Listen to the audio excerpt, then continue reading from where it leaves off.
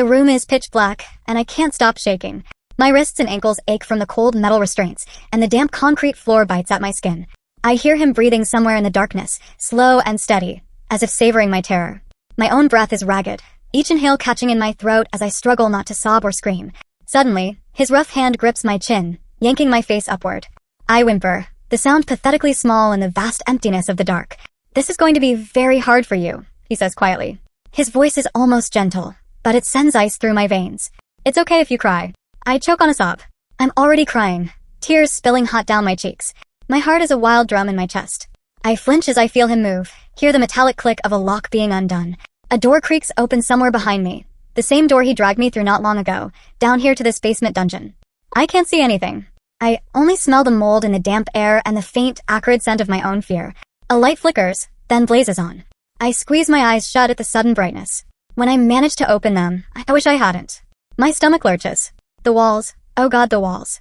They are covered with tools and devices that I can hardly process, an array of chains, cuffs, ropes, and things that look like they belong in nightmares. Steel hooks, leather straps, gleaming knives lined up in sick display. It hits me all at once. I have every reason to be afraid of the dark. Because what hides in the dark is worse than anything I ever imagined. The light has revealed a room designed to hurt someone, to hurt me. I feel bile rise in my throat as he walks me in further. My eyes dart frantically over the horrific implements surrounding us. I pull instinctively against the chain attached to the collar around my neck, forgetting for a moment that I'm tethered. The padlock on the collar digs into my skin. A whimper escapes my lips. He chuckles under his breath at my reaction. To him, my fear is funny. It might even be the point. He lifts me as if I weigh nothing and forces me onto a low wooden table in the center of the room. My bare back presses against splintered wood. I hiss at the sudden pain, squirming, but he pins me easily with one big hand. In the harsh light, I finally see his face clearly for the first time since he took me.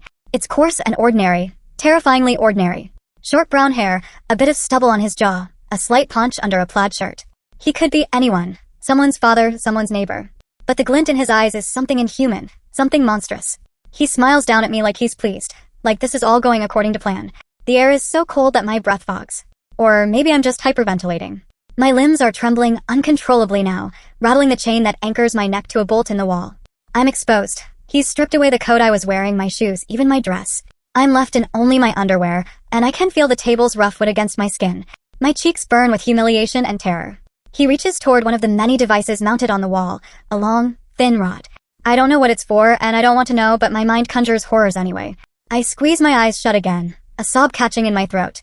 No, I think. This can't be real. This nightmare cannot be real.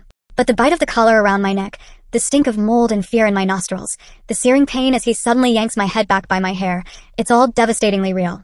My voice bursts out of me before I can think, high-pitched and broken. Please, please, let me go. I want to go home. My words dissolve into sobs. It's the first thing I've dared to say to him since he grabbed me from the street. His response is a low growl right against my ear. "You're never going home," he whispers. I freeze, every muscle locking. He leans back to look at me again. His eyes drink in my tears. He looks satisfied. Like he has me exactly where he wants me. Frightened, helpless, and hopeless.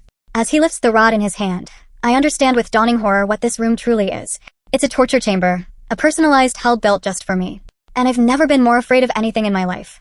I am utterly at his mercy. In that moment, as I brace for the first unspeakable pain to come, a single anguished thought screams through my head. How did I ever end up here?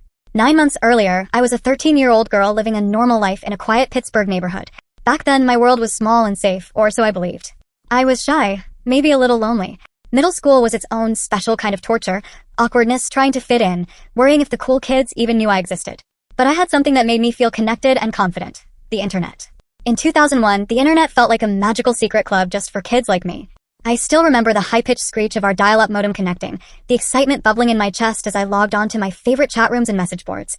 My parents didn't really understand computers, and they definitely had no idea what I was up to online. It was my private world, a digital treehouse where I could talk for hours with friends from school and even new friends I'd meet through them. We were all blissfully naive back then. None of us truly understood that something dangerous could lurk behind a friendly screen name. At first, everything online was innocent and fun. I'd chat about homework, TV shows, silly school gossip. In those chat rooms, I felt seen in a way I didn't at school. The popular kids and the not-so-popular kids all mixed together online. Cliques didn't seem to matter in cyberspace. Hiding behind usernames, we were all equal. And I was careful, or at least I thought I was.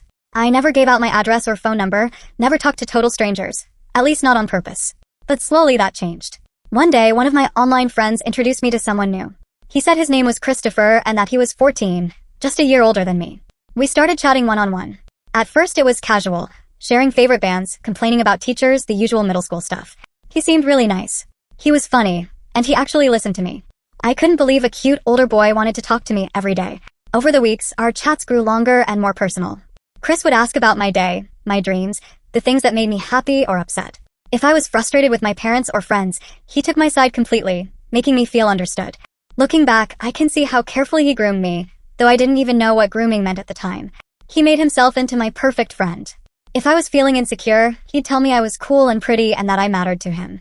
If I had a fight with a classmate, he'd say I was right and they were wrong, that I didn't deserve to be treated badly. When I felt alone, he'd tell me he was so grateful to know me, that I was special. He always seemed to know exactly what I needed to hear. And I drank it up, every drop of that attention. I started to rely on our conversations. He became the highlight of my days. I would rush home from school, mumble a hello to my mom as I dropped my backpack, and then hurry to the computer to see if Christopher 14 had messaged me. Often he had. And if he wasn't online yet, I'd wait, heart skittering with anticipation, until he popped up with a cheerful hey. My parents noticed I was spending more time on the computer, but they just thought I was doing homework or chatting with school friends. The idea that a predator might be lurking in our home via that phone line was unimaginable in those days. They had warned me about not trusting strangers in person. Don't talk to people you don't know at the park, don't take candy from a van, but online, they didn't even know where to begin. As the months went by, I shared things with Chris that I'd never told anyone.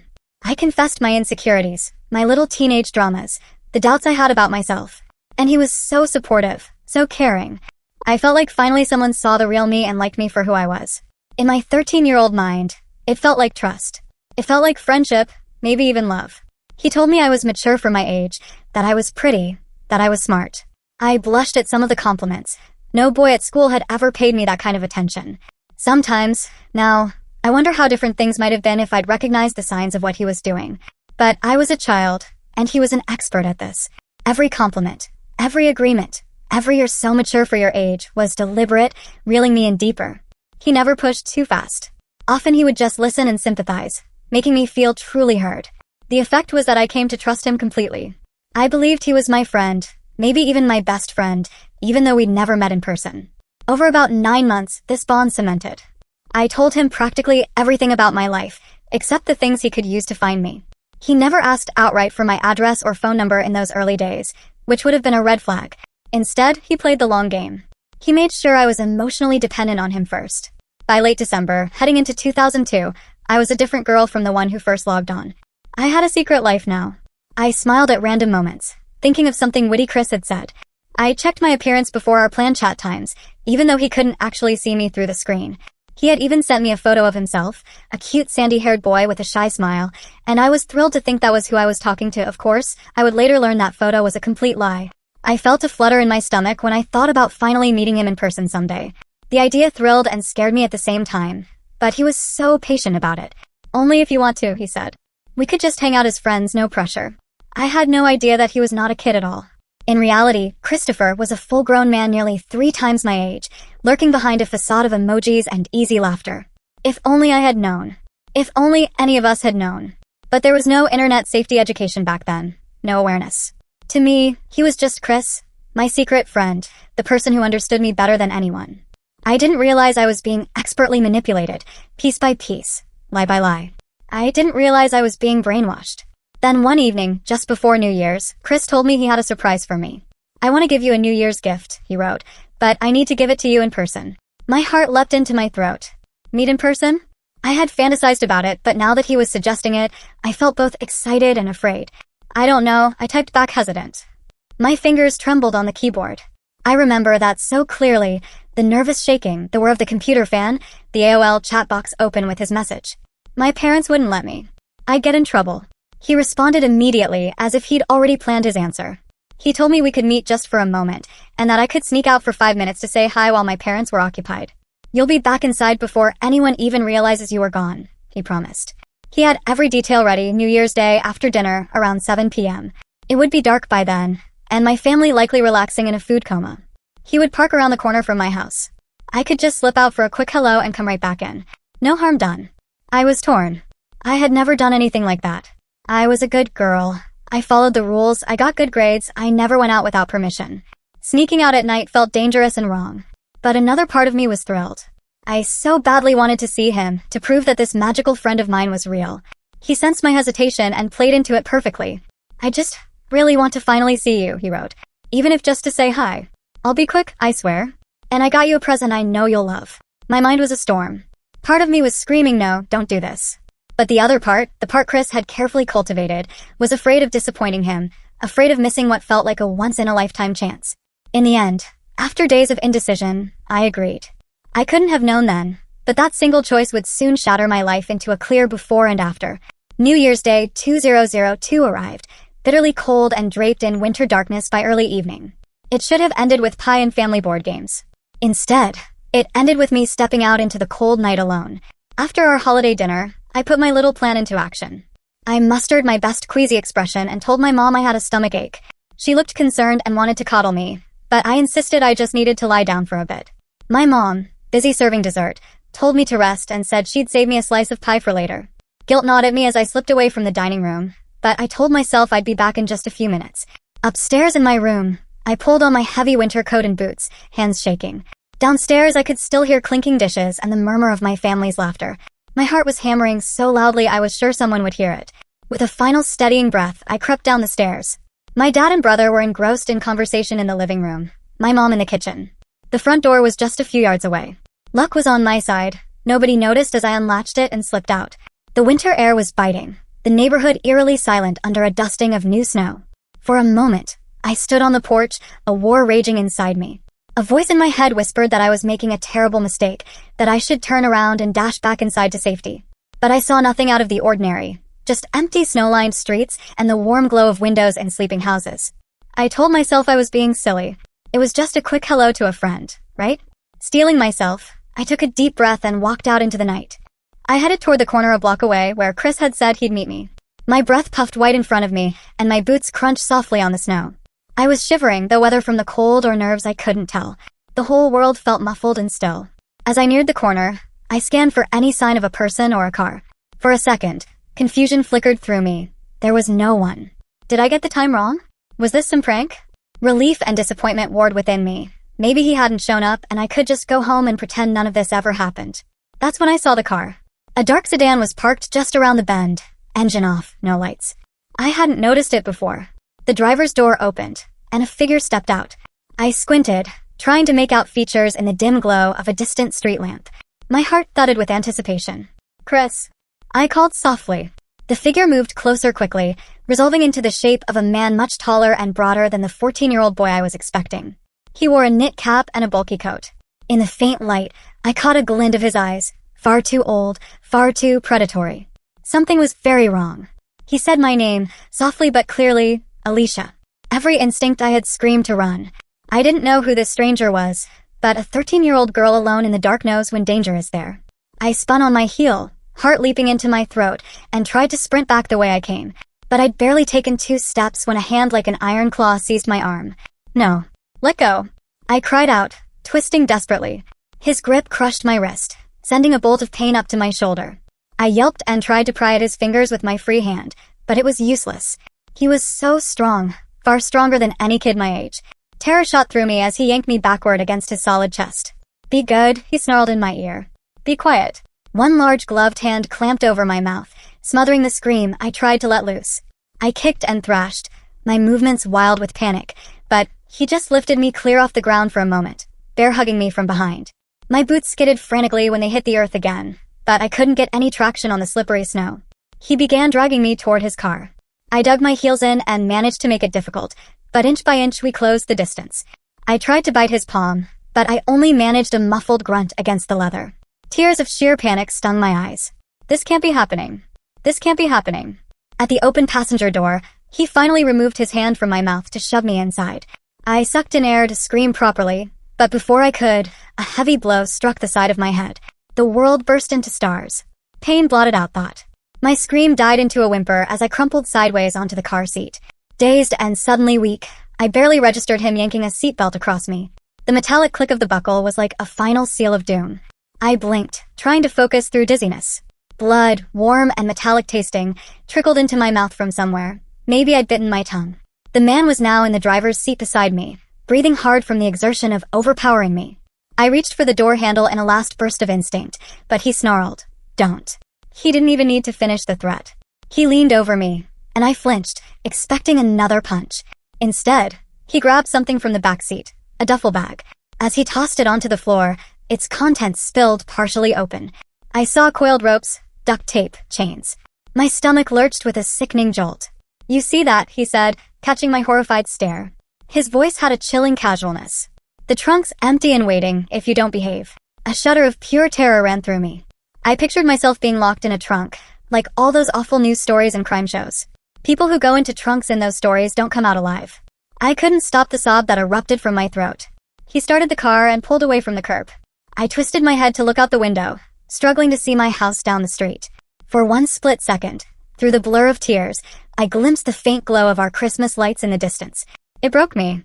"Mom!" I screamed, throat raw, palm slapping against the cold window glass. "Dad! Help!" The man slammed the heel of his hand against the steering wheel, clearly furious. "Shut up," he barked, casting me a withering glare. "No one can hear you." He was right. The windows were up, and we were already accelerating away from my neighborhood. Sobs racked my body as I cowered in the seat, my throbbing head pressed against the door. I felt completely helpless, like a rabbit in a snare. The car raced through the quiet residential streets, heading for the highway. I thought about opening the door and throwing myself out onto the road, but the child lock light on the console glowed red. The doors were locked. I was trapped. I don't know how long I cried as he drove. It could have been minutes or hours. Time lost meaning in the haze of fear and shock. I remember the car getting on the interstate, the green signs for directions whizzing by. One said we were heading east. East, towards Hanur. At one point, the car slowed for a toll booth on the highway. My heart sparked with wild hope. A person. Someone in a booth might see me. I considered screaming or trying to mouth help through the window. But as if reading my mind, the man reached over and gripped the back of my neck tightly, leaning in to growl, "Don't even think about it." His fingers dug into the base of my skull. "One sound and I'll stop this car and put you in the trunk." I believed him. I bit down on my tongue to keep from sobbing out loud. When we rolled up to the toll booth attendant, I was shaking uncontrollably but silent. The man exchanged a bit of cash for a ticket like nothing was unusual. The attendant barely glanced our way before waving us through. As we lurched forward again, something inside me wilted. The tiny flame of hope I'd nursed, that someone would notice something was wrong, flickered out. I shrank into my seat, tears slipping down my face as quietly as possible. The man turned the radio on then, some upbeat pop song blaring as if to underscore the nightmare absurdity. I remember that song distinctly to this day, because it was the soundtrack of my despair in that moment. We drove for hours. I know now it was roughly 5 hours, but at the time it felt like an endless, torturous journey. Somewhere along the way, night turned into early morning. We crossed state lines, into West Virginia, then Virginia. Road signs became a blur. Exhaustion eventually muted my sobs, leaving me staring blankly at the dark ribbon of highway ahead or my own reflection in the window. The girl in the glass looked broken and petrified. I barely recognized myself. Close to dawn, the car finally exited the highway. We wound through quiet suburban streets until he turned into the driveway of a nondescript two-story house at the end of a cul-de-sac. The place looked ordinary enough. A pale blue exterior, a snowy lawn, a porch light left on. It could have been anyone's home, which somehow made it more terrifying. No one would suspect anything bad was happening inside a house so normal-looking. He cut the engine. The sudden silence pressed in on me. My heartbeat thundered in my ears. As he got out and came around to my side, I frantically fumbled with the seatbelt, trying to unclick it with trembling fingers. It finally released, but before I could scramble for the door, he yanked it open. Cold pre-dawn air flooded in. His hand shot out and grabbed a fistful of my hair, wrenching me out of the car. I cried out as he half-dragged, half-carried me toward the house. My legs felt like jelly beneath me, hardly supporting my weight. I was barefoot now. Somewhere in the struggle I'd lost my boots, and the icy ground stabbed at my feet. "Please," I begged, voice ragged. "Please let me go." "I won't tell anyone, I swear." I was babbling, saying anything that might make him release me. He didn't even respond. He hauled me up the porch steps and unlocked the front door. In a blink, I was pulled into a dark foyer and the door slammed behind us. My chance to run was gone. The house was dark and silent. He wasted no time. He marched me through a hall toward a door that opened onto a narrow staircase leading down into pitch blackness. A basement. I dug my heels in at the top step, seized by a primal terror of that gaping dark. I'm afraid of the dark," I blurted, as if admitting it might earn mercy. He let out a low, chilling chuckle. Good, he said simply, and with a hard shove, he pushed me forward. I stumbled down the wooden steps, unable to catch myself in the darkness. I fell hard near the bottom, jarring my knees on the concrete floor. Above me, I heard the door close and the clunk of a heavy padlock sliding shut. I was sealed in blackness, so complete I couldn't see my own hand in front of my face. Upstairs, his footsteps descended deliberately. I scuttled backwards on the floor, trying to press myself against a wall, but I couldn't see where any wall was. I was disoriented and half-blind, moving like a panicked animal in a cage. He reached the bottom of the steps. I sensed him there more than saw him, a hulking shape in the dark. My ragged breathing was the only sound, until his voice came again, soft and almost tender. "Welcome to your new home, Alicia." My muffled whimpers and the thunder of my heart were the only reply. In that endless dark, I felt true soul-deep fear like I'd never known before. Then he said, "This is going to be really hard for you. It's okay if you cry." And that's when the light snapped on, and I saw what fresh hell I had fallen into. What came next was a blur of horror that felt like it lasted an eternity, though it was only 4 days. In that basement, he made good on every unspoken threat. After locking me in, he forced me onto a heavy wooden table. I was sobbing and pleading, too terrified to think straight. With a deliberate slowness, he clicked on a single overhead light and illuminated the nightmare around me. The walls with their sinister tools, the chain on my neck, his looming figure. It was all clear now in the light, and more terrifying than the darkness had been. He barked a command for me to undress. When I hesitated, he simply tore at my clothes himself. Fabric ripped. I tried to cover myself, mortified and freezing. I was no match for him. Within moments, I was naked and shivering. He snatched a heavy leather collar from the wall and fastened it around my neck. I heard the click of a padlock securing it, and my heart sank even lower, if that was possible. A chain was attached to the collar, tethering me to a metal loop bolted into the wall. The chain was long enough for me to move around a few feet, but not long enough to reach the stairs or the door. I was trapped like an animal. The first time he raped me that night, I fought back. It was pure instinct. I flailed and scratched at him, desperate to make it stop, to get him off me. My resistance only enraged him. He slammed me down, and his fist connected with my face so hard I heard a sickening crunch. Pain exploded through my nose and cheek. Stars burst in my vision. I realized later he had broken my nose. Blood poured down my lips and chin, mingling with my tears. Dazed from the blow, I could barely breathe, let alone fight, as he violated me. Every second of it was agony and shame beyond what I can express. I remember silently screaming in my head, retreating somewhere deep inside myself just to survive it. After that, I no longer fought back. He came downstairs repeatedly over the next 4 days to hurt me in unspeakable ways. I realized he was never going to take me home, so I swallowed my pride and did whatever I had to in order to stay alive. I went numb. I became obedient, a hollow shell just following commands. If he told me to stand, I stood.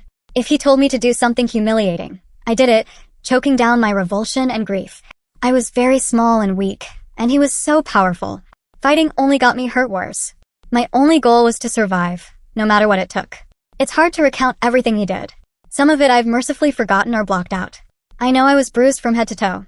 My voice went hoarse from screaming and then eventually fell silent when I realized no one could hear me beyond those soundproofed walls. I was thirsty, starving, delirious at times. He gave me almost nothing, just enough water to keep me conscious. I truly think he enjoyed watching me suffer, watching me break. I constantly thought of my mom and dad, imagining them frantically searching for me. The thought that they would move heaven and earth to find me was the only thing keeping me sane. I clung to that hope like a lifeline.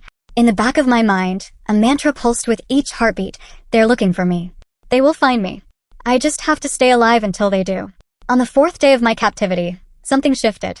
It was morning, I think, though time was hard to gauge in that windowless dungeon. I was weak and famished. He had given me nothing to eat until then.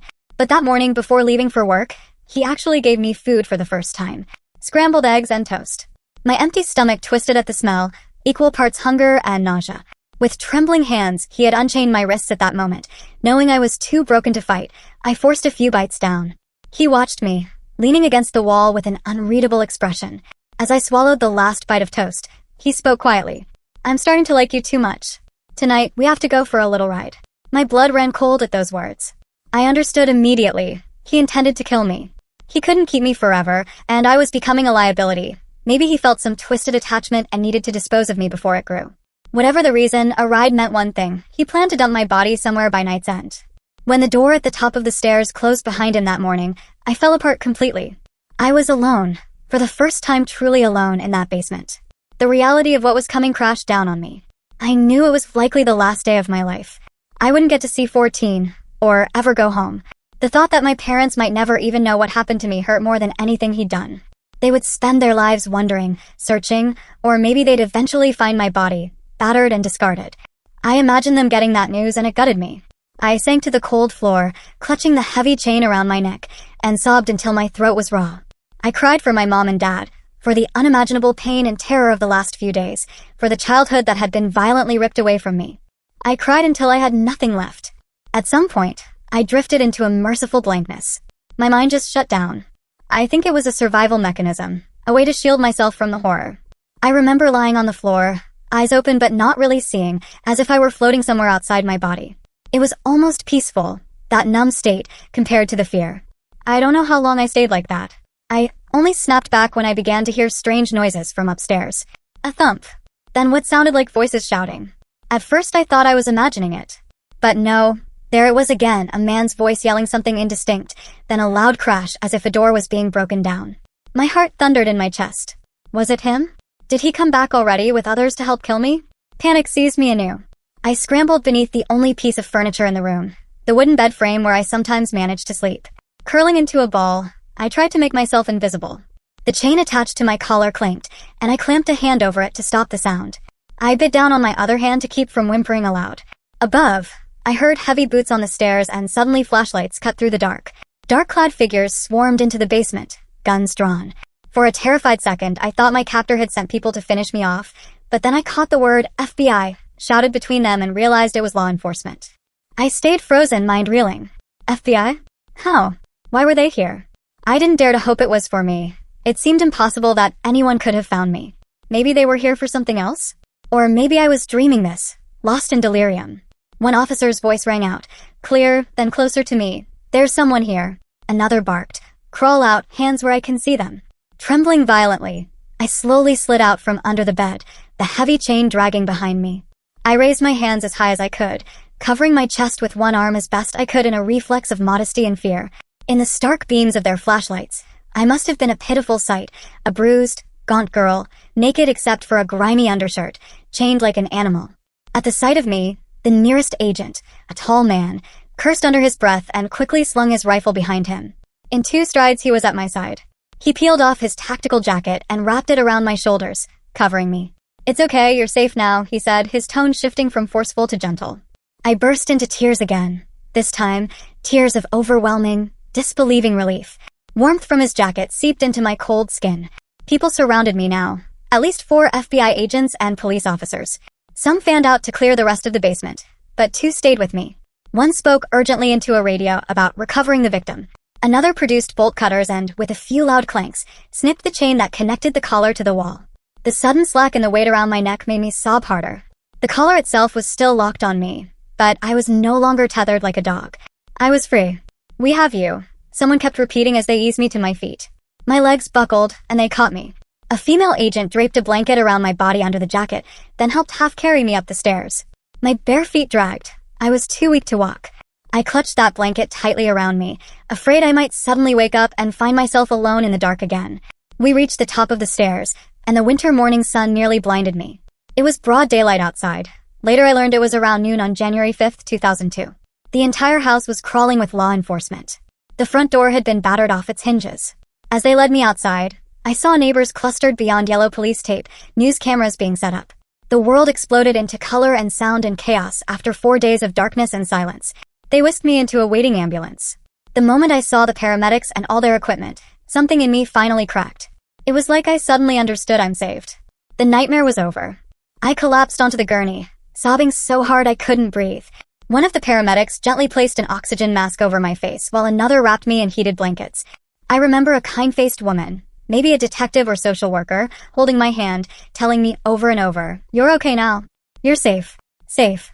The word washed over me like a bomb. For the first time in days, I believed it. I was safe. I was alive.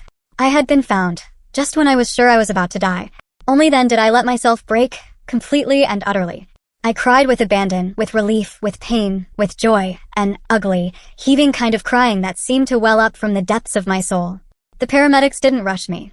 They let me cry as they checked my vitals and cleaned the blood and grime from my face. I heard snippets of information, something about how they found me, someone mentioning an internet tip, but I was too far gone in my emotions for it to register fully.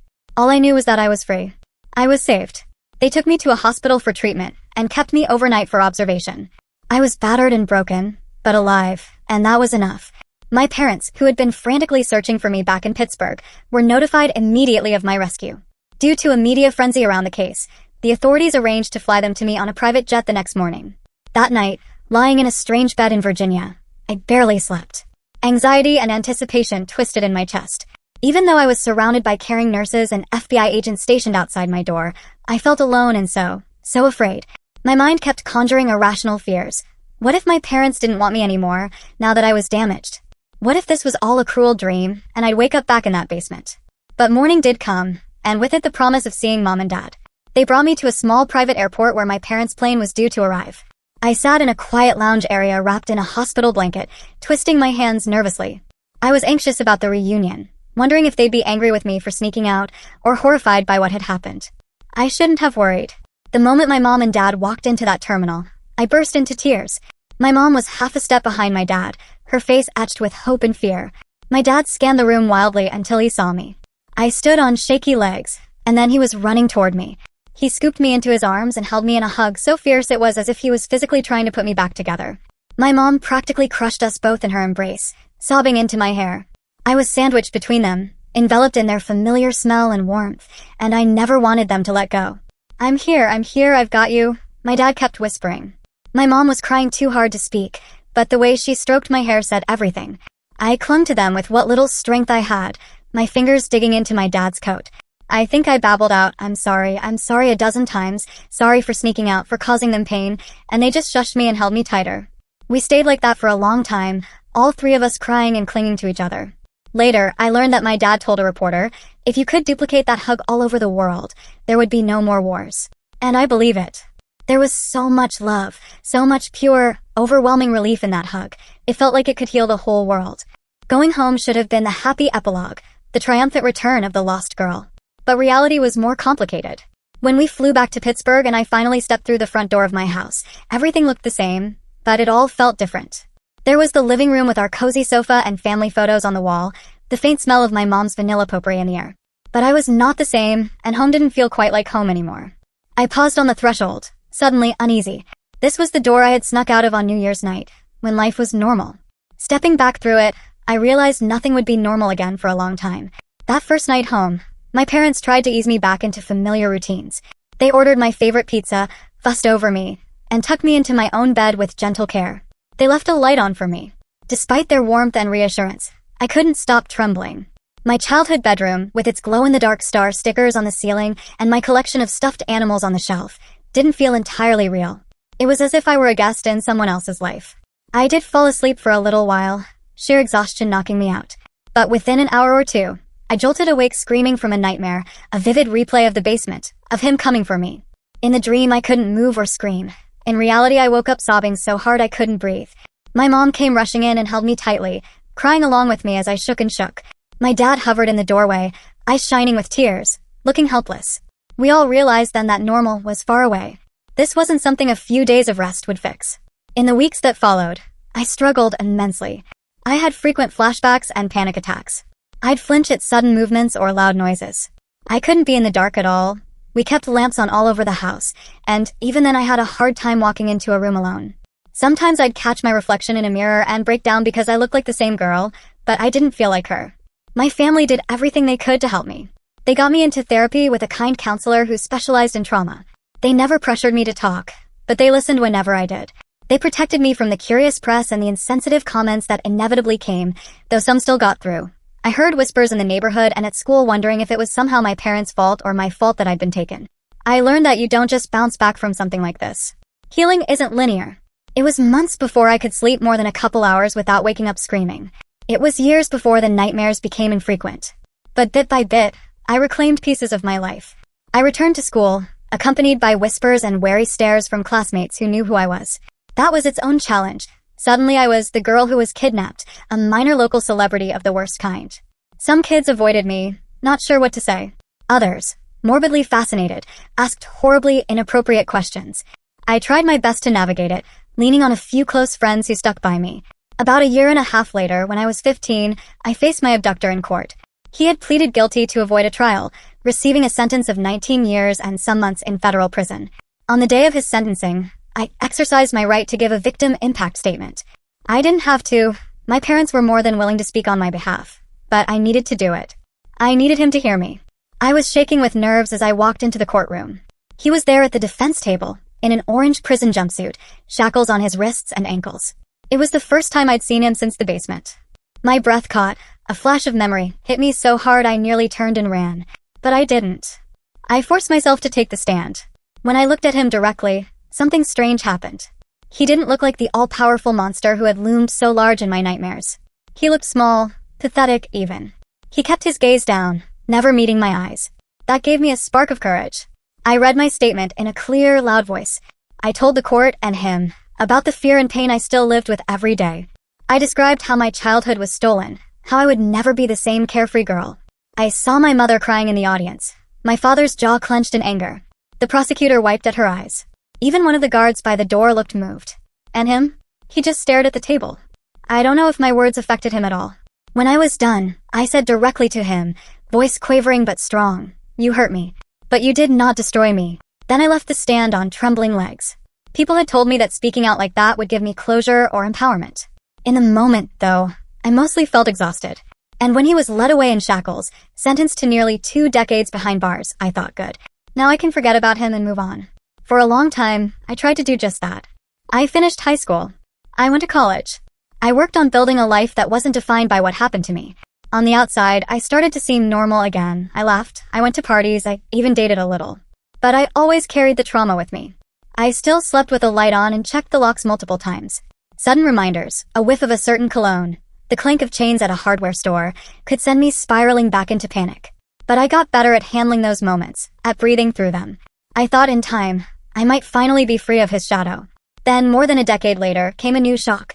I learned through a reporter, not the authorities, that he had been released from prison early and placed in a halfway house just a few miles from my parents' home. We were never notified. The blood drained from my face as old fears roared back to life. That night, I barely slept. Every shadow in my bedroom felt like a threat. It was as if I was 13 years old all over again, terrified that the monster was coming for me. But by morning, anger had replaced fear. I had fought too hard for my life to let him unravel it again. When the hearing arrived to review the terms of his release, I walked into the courtroom by choice, determined and no longer a child. I wore a sharp blue blazer and held my head high.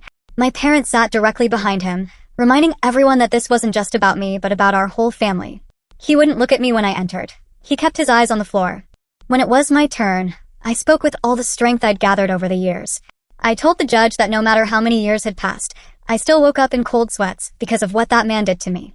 I described the birthdays and holidays he stole from us, the lasting anxiety and fear his actions planted in my psyche. I pleaded that no other family should be blindsided the way we were by an offender's release, that the system owed survivors better. He had no choice but to hear every word. He never raised his face to mine, but I saw his shoulders hunched, his jaw tight. Walking out of that courtroom, I finally felt something like triumph. The fear that had chased me for so long finally loosened its grip. I couldn't change the past, but I had reclaimed my voice and used it to protect myself and others. For the first time in a very long time, I felt truly free. In the years that followed, I became an advocate. I decided that if I had to carry this trauma, I would not carry it in vain. I would use it to help others. I began speaking at schools and community centers about internet safety and the dangers of online predators. Every time I stepped on a stage and told my story, it was hard. I had to relive the worst days of my life. But I also saw the impact it had. Kids listened. They came up to me afterward, some with tears, some with hugs, many with questions. More than once, a child or teenager confided in me about something bad that happened to them, things they hadn't told anyone else, and together we were able to get them help. Knowing that my pain could spare even one person from a similar fate made it all feel a little bit less senseless. I also worked with lawmakers to create better tools for law enforcement to track and catch predators online. One result was a piece of legislation now known colloquially as Alicia's Law, which provides funding to Internet Crimes Against Children task forces. It's strange to have a law named after me, but I'm proud of it. It means something tangible and positive came out of those awful 4 days. People sometimes ask if I've forgiven the man who did this to me. My answer is no. I haven't forgiven him, and I don't feel I owe him that. What he did is beyond forgiveness. However, I refuse to let hatred consume me. I let go of my rage for my own sake, not his. I won't give him one more piece of my soul. Instead, I choose to focus on the love that saved me. My parents' unwavering devotion, the dedication of the agents who found me, the compassion of strangers who prayed for me, even the courage of the person who sent in the tip that led to my rescue. In the end, all that goodness was so much more powerful than his evil. It's been over 20 years since that cold New Year's night. I'm not a child anymore. I grew up and built a life that once seemed impossible. I found happiness, even love. I've laughed more than I've cried. I will always carry the scars of what happened, but they are just one part of me, not the entirety of who I am. I still sleep with a light on and double-check my locks. Certain sounds or smells can send me momentarily back to that basement. The past doesn't vanish, but it no longer rules me. I am not just the girl who was kidnapped. I am Alicia. I am a woman who lived through hell and made it back. And after all these years, I'm not afraid of the dark anymore. I've seen the worst in people, but I've also seen the very best. Even in the deepest darkness, there was a glimmer of light, enough to lead me out. And that light, fueled by hope and goodness, will always guide me forward.